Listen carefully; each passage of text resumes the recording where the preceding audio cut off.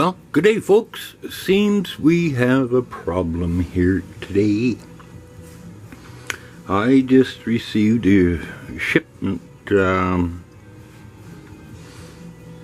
made some shot.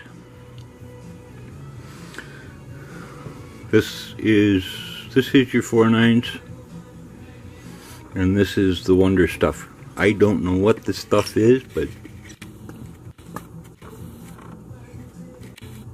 it came out of the same pot of water. Let's see, we just keep sneaking up on her here. Maybe it'll focus.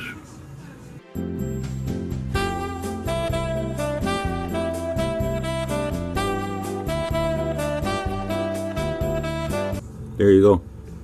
What the dickens have I got there? Came out of the same pot. In fact, this is part of the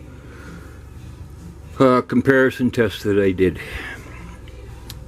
So there's the Wonder Bar now, and that is the 4.9s. The 4.9s is of course from our